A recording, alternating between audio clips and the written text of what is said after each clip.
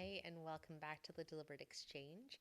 Today, I want to talk about a book that I recently finished reading, and it really shifted how I consider desire, motivation, and honestly, a lot of the patterns that I see in the women that I work with. The book is called Wanting by Luke Burgis. And of course, I don't want this to be a book report. I do want it to be like a nervous system level reflection on why I think a lot of us feel maybe restless, dissatisfied, or like we're chasing things that never quite land, even when we get them. And I see over and over again that women like don't actually come to me because they don't have discipline. They come to me because they are exhausted from wanting the wrong things. And no one has really taught us how to tell the difference. I even think back to when I got married back in 2010, and part of our wedding speech was literally me talking about how we're checking boxes.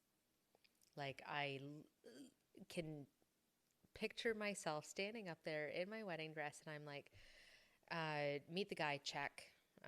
Get the apartment in Toronto, check. Get the dog, check. Get engaged, check. Get married, check. Buy a house, check. Like that's how I was thinking about the things that I was getting. Like they were the goalposts. Like I wanted to keep achieving. Now, desire isn't actually as personal as we think.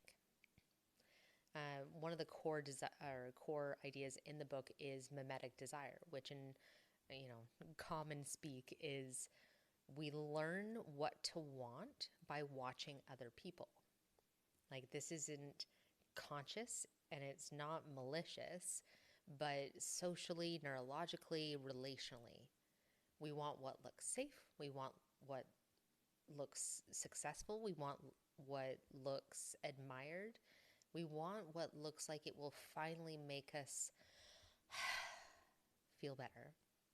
And this matters because most of us assume that desire comes from within. But so often it really doesn't. Again, I'll give you that example of when I was checking boxes. It grew from like our mimetic desire grows from who we grew up around, what was praised, what was rewarded, what made other people look relaxed or chosen or successful or powerful. And so this book really gave me pause to think like, where did I learn to want the life that I'm currently chasing?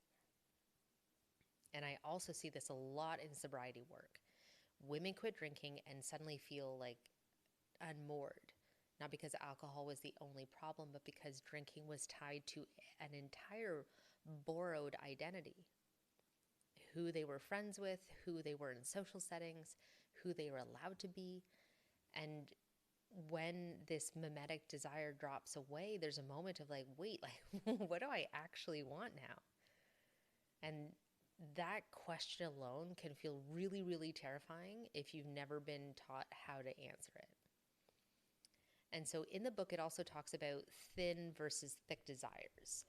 And there is a distinction, of course, between thin and thick desires and how we can use them to be really useful. So thin desires are loud, they're urgent, they're comparative. They usually sound like, when I get X, I'll finally feel okay. Or I should want this by now. Or everyone else seems to want this. Thin desires are often about status and validation, about proving something. It's tied up in like this pressure to not fall behind or to be seen in a certain way. And that spikes the nervous system. These thin desires keep us perpetually in motion, like striving to get the next check mark, and keep us feeling like never quite fully satisfied. Whereas thick desires they feel different entirely. They're quieter, they're slower, they're less impressive.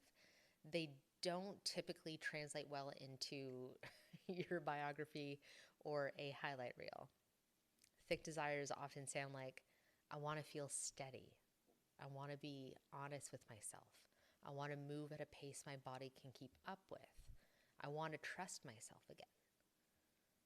And something that kind of helped me think about thick desires was like, if no one could see this, would I still want it?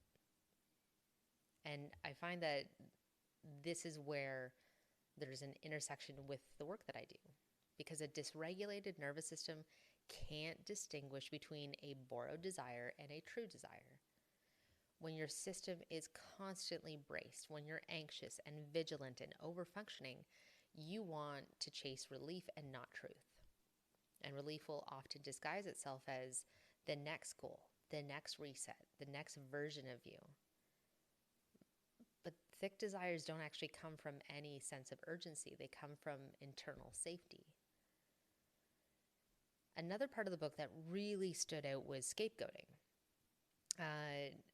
And I'm now actually seeing this concept everywhere. Like, I'll watch a movie or I'll watch the news and I'm like, okay, there's a scapegoat. When borrowed desires start to collapse, tension builds. And instead of questioning the desire in the first place, we look for something to blame. We tell ourselves, okay, if this one thing were gone, I'd finally feel okay. Sometimes that thing is alcohol, sometimes it's the job, the relationship, maybe it's ourselves. That whole concept of the grass is greener on the other side, and what we have currently is the problem. And absolutely, alcohol can be a problem, and a job can be misaligned, and a relationship can be unhealthy. But scapegoating shows up when we believe removing the thing will magically resolve the inner tension without ever asking what we were actually trying to feel in the first place. Like, I think about my career in construction. Towards the end of it, I was I made a couple of moves to different companies because I wasn't happy with how things were running at the company that I was at. And I thought that if I removed that and went to somewhere new, it would be better. But the problem was, like, it was me that was dissatisfied with myself, and like the habits and the thought processes and the beliefs were impacting how I showed up. But like, I outsourced that to, okay, I'm going to get a new job. It's going to be different here. And so I now can see that, and I can ask myself, like, what am I blaming for how I feel right now? Right? That's the whole concept of outsourcing. In a nervous system term, scapegoats can act like pressure valves. They give your system somewhere to point the discomfort. But relief doesn't come from elimination alone. It comes from orientation, from meaning and choice and reconnecting to self. And this is why my work isn't about fixing habits in isolation. It's about slowing the nervous system down enough to ask better questions. Shifting from like, what should I want, to what actually restores me?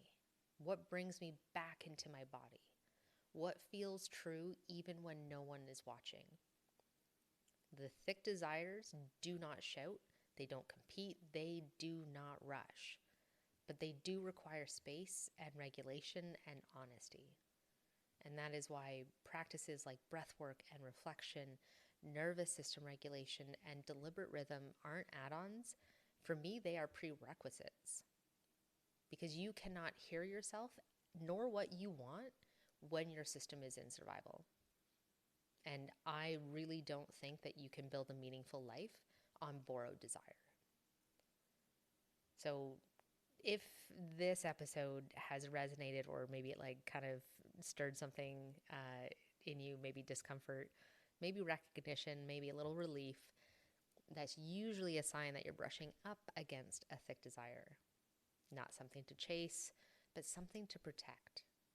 And if you're in a season of untangling from alcohol or overworking or urgency or identities that no longer fit, I want you to know that there's nothing wrong if you do feel lost. You are likely in a period where you're just becoming more honest with yourself and what you actually want.